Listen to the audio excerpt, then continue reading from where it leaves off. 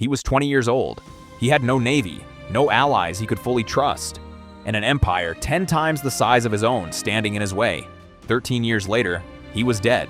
But in that time, he never lost a single battle. Not one. He crossed 3 continents. He toppled the largest empire on Earth. He marched an army further from home than any commander before or since. And when his own soldiers finally refused to go further, he wept. This is Alexander the Great. This is how he did it.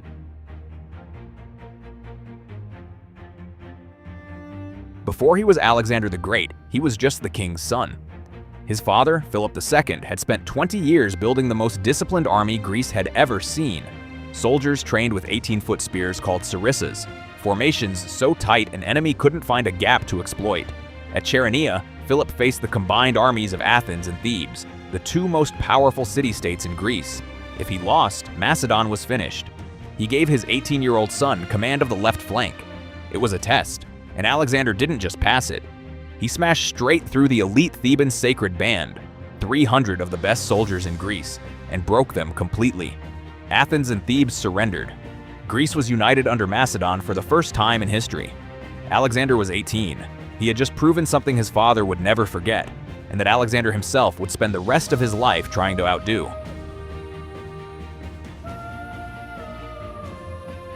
Two years later, Philip was dead, assassinated at his own daughter's wedding. Alexander was 20, and he inherited a kingdom that hated him, a Persian empire that controlled half the known world, and an army that had never fought outside Greece. He crossed into Asia anyway. At the Granicus River, the Persians had the higher ground, more cavalry, and every tactical advantage. Alexander attacked directly into the river, into the steepest part of the bank, into the strongest part of their line. It should have been a massacre of his own men. Instead, a Persian noble swung an axe directly at Alexander's head. His companion Clytus blocked it at the last possible second, saving his life by inches. The Persian line broke. Their best commanders were dead. Alexander had just announced himself to the largest empire on Earth, and the largest empire on Earth had no idea what was coming. A year later, the Persian king himself, Darius III, decided to end this personally. He brought an army of, by some ancient accounts, over 100,000 men. Alexander had roughly 40,000. Darius picked the battlefield, a narrow coastal strip at Issus, where his numbers should have overwhelmed Alexander completely. It should have worked. Instead, the narrow terrain meant Darius couldn't use his full numbers at once. Alexander identified the one weak point in the Persian line, directly opposite Darius's own position, and drove straight for it. Darius saw Alexander's cavalry cutting through his own bodyguard, coming straight for him. He fled the battlefield in his own chariot, abandoning his army, his mother, his wife, and his children, all of whom Alexander captured within hours. The king of Persia had just run from a 23-year-old. The psychological damage was bigger than the battle itself. Word spread across the empire instantly.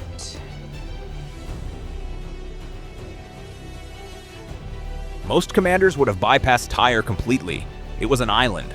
Alexander had no navy capable of beating theirs, so he built a causeway directly into the sea, half a mile of solid stone and timber under constant arrow fire and naval attack just to reach the walls. It took 7 months. When the causeway was finally close enough, Alexander brought in siege towers, battering rams mounted on ships, and catapults. Tyre fought back with fire ships, grappling hooks that pulled men off the walls. Even molten sand poured onto attackers below. When the walls finally broke, Alexander's army had been humiliated for 7 straight months by a city that refused to fall. The retribution was severe. Tyre fell in a single, devastating day. The lesson spread across the entire region instantly. There was no fortress Alexander would not eventually break. After Tyre, Alexander didn't have to fight for Egypt at all. The Egyptians hated their Persian rulers. When Alexander arrived, they opened the gates and crowned him pharaoh, a living god by their own religious tradition. Then he did something stranger. He marched his army 300 miles across open desert, extreme heat, almost no water, to a remote oracle at Siwa to ask one question that history has never fully answered. What he asked, and what the oracle told him, was never recorded. But Alexander emerged from that temple believing something he hadn't believed before, that he wasn't just a king. He was the son of a god. Before leaving Egypt, he founded a city that would outlive his empire by 2,000 years. He named it after himself, Alexandria. Darius had one more chance. He chose this battlefield himself. Flat, open ground, perfect for his massive cavalry and chariot advantage. He even had the terrain leveled for his scythed chariots, vehicles with blades mounted on the wheels, designed to cut through infantry formations. Alexander's soldiers simply stepped aside and let them through. The chariots, Darius's secret weapon, became useless in seconds. Then Alexander did something insane. He led his companion cavalry away from the main battle line entirely, driving into a gap that had opened between two sections of Darius's enormous army. He was riding directly at the king of Persia, through 100,000 enemy soldiers, with only his personal guard around him. For the second time, Darius broke first.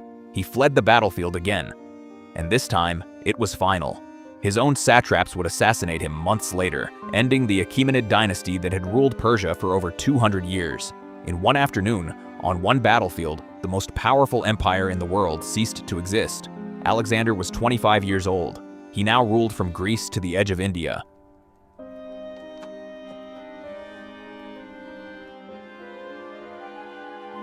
Most conquerors would have stopped there. An empire spanning 3 continents was more than any human had ever ruled. Alexander kept going. He pushed into Central Asia, through mountain ranges so harsh his men nearly froze. He married a local noblewoman, Roxana, in a political move that shocked his Macedonian officers. Then he turned towards India. At the Hydaspes River, he faced something new: war elephants. Animals his soldiers had never fought against, terrifying enough to break cavalry formations on sight. He won anyway, but it cost him more than any previous battle. And then, at the banks of the Hyphasis River, deep inside modern-day India, thousands of miles from home, after 8 years of constant war, his army stopped. They had followed him for 11,000 miles, through deserts, mountains, rivers, and an empire's collapse. They told him, no further. He raged. He sulked in his tent for 3 days, refusing to speak to anyone, hoping they'd change their minds. They didn't. For the only time in 13 years of conquest, Alexander the Great turned around.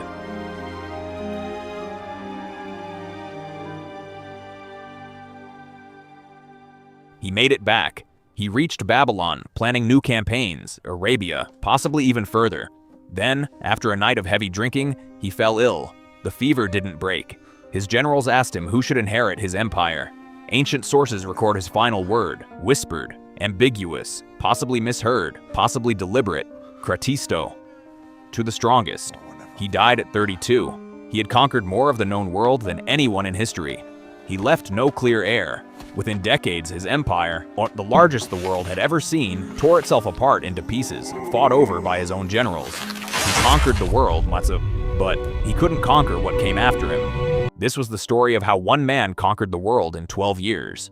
He was planning for more, and if not for his troops and his health, things would have probably gone differently. You never know. Subscribe to Lost Worlds 9 for more content and comment whom should we talk about next. Until then, happy learning.